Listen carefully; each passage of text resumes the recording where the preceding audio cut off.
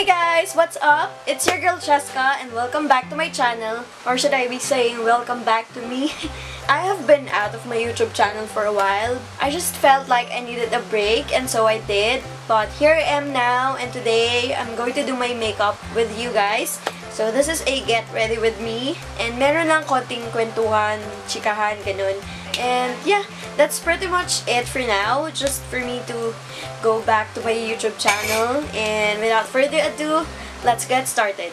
Okay, so ito yung makeup bag ko. Yes, it's this big. And then I also bring my brush set. Ayan sila. Itong dalawang bags na to ang nag-occupy ng pinakamalaking space sa main bag ko for my everyday work. So, start tayo sa primer. This is from BYS. This is the face primer with vitamin E and chamomile extract. So, ganyan siya. I'm just gonna apply it all over my face. And, guys, gusto ko kayong kamustahin. How are you? How was your year so far? Mine has been pretty tough. I've been through a lot sa work and sa health. So, of course, I have to focus on that. But, I'm okay now. Ayan. So, tapos na tayo sa primer. And then now, while waiting for it to dry or to absorb ng skin, I'm going to do my brows first. Ang gagamitin ko, itong Pro Brow Duo by Everbelena. This is in the shade Play. Ayan. I think new product nila to, if I'm not mistaken. And pagpasensyahan nyo na pala ako, guys, kung parang wala akong energy. I know that the camera decreases the energy, but we'll work on it, okay? Okay, so I'm going to do my brows. So I will do an everyday makeup look, like natural glowing skin. So mapakita ko sa inyo yung peg. Kita nyo ba? This is my photo from yesterday.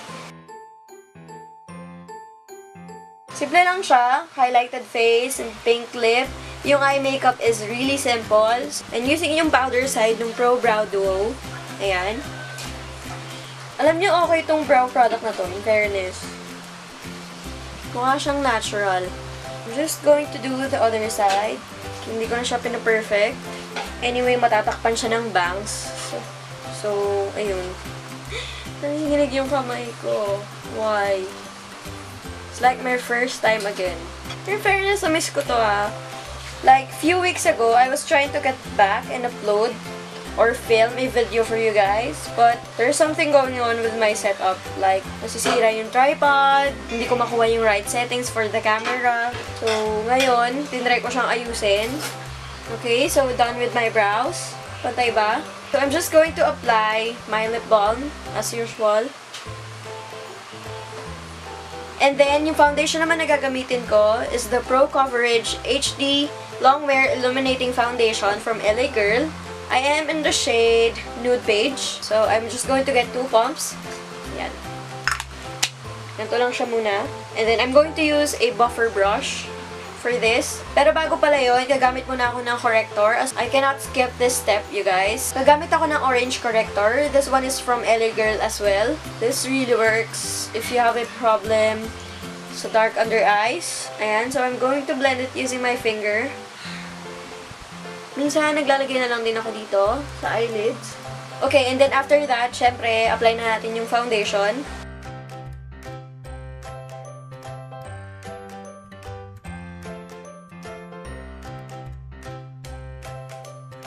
And then, ibe-blend ko lang siya gamit tong beauty blender.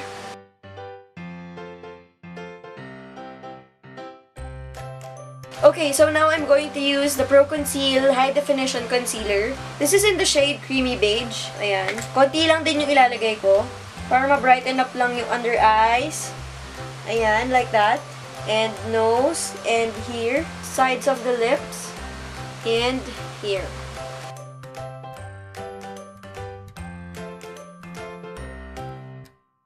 And also, this is going to be the base for the eyes.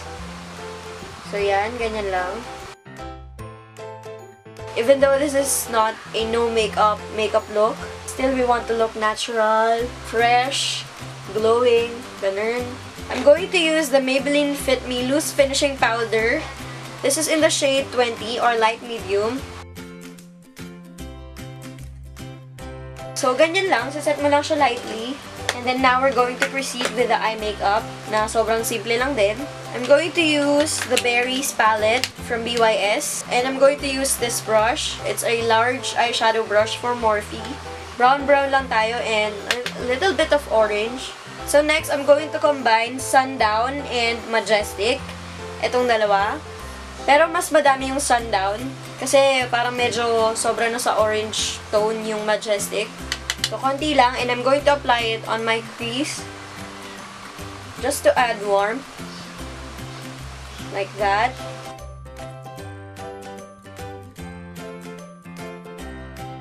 I'm going to get the shade Shaded. Ayan, ito. This one, the darkest. Of course, top of the excess. And then, I'm going to apply it right here. Sa outer part ng eyes. Pero hindi ko siya ilalagpas hanggang dito. Dito pa rin siya. Part pa rin siya ng eyelids. I'm going to take Toffee and Sundown again, combined. Ayan. Parang medyo dark siya. But anyway, it's okay. Just blend it. Using a flat shader brush like this, I'm going to take the shade Antique. This one. This is like pinkish na medyo brown na shimmery shade.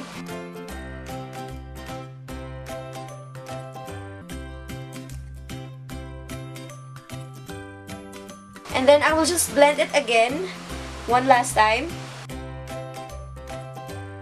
This is an optional step.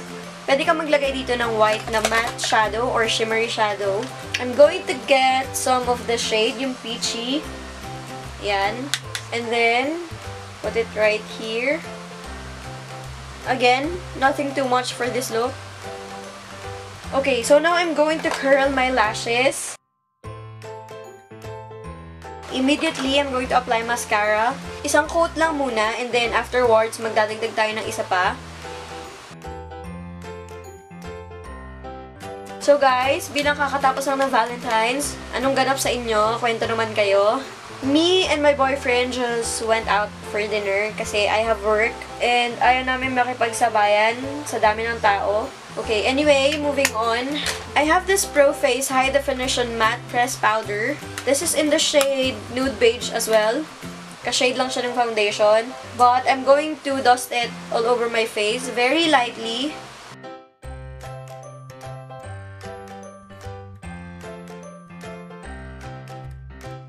Actually, pwede na kayong hindi maglagay sa bottom lashes ng eyeshadow. But for me, maglalagay ako using a small brush like this. Hindi na rin pala ako maglalagay ng mascara dito sa lower lashes dahil baka kumalat lang. And that's not good, of course. Mamaya magdadagdag tayo ng isa pang coat ng mascara. But for now, let's do the face makeup. I'm going to use the Contour Trio from BYS. This is in the shade 02 Sweet, yung contour shade. Just to bronze up the face. Yung double chin, itago.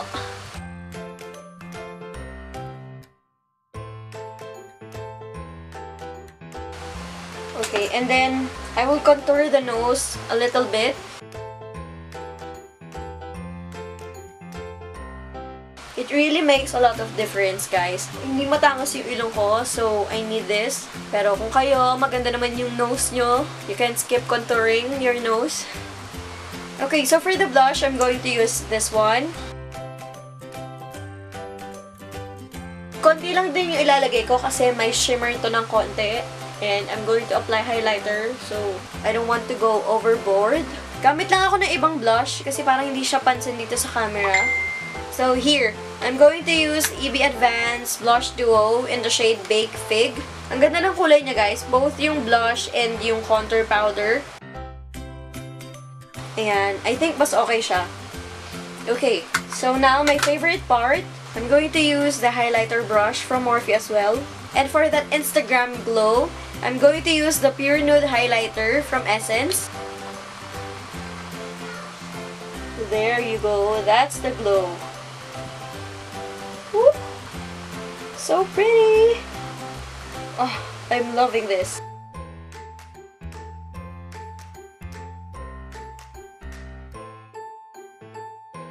Hindi na ako maglalagay dito sa brush. Kung ano na lang yung tira, kung may natira man, lalagay ko na lang dito sa nose, Cupid's bow, and here.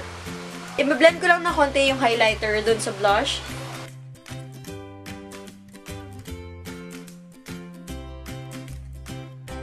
And then now, I'm going to apply the second coat of mascara. Dito ko lang siya ilalagay sa outer. For my lipstick, I'm going to use the Powder Mattes by Color Sensational. This is from Maybelline, of course. Ang shade nito is Touch of Nude. Gagamit lang ako ng lip brush kasi gusto ko na control yung application.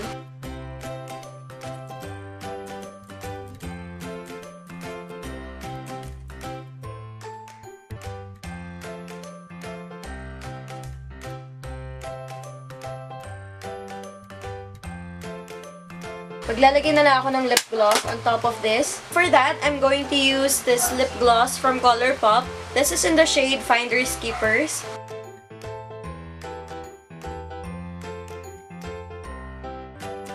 Gagamit na din ako ng setting spray. This is from BYS. Ito yung makeup setting spray in natural finish.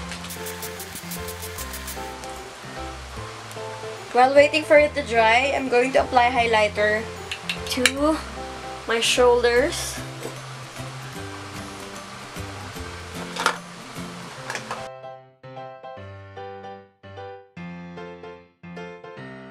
Am I a glowing goddess now? Arte.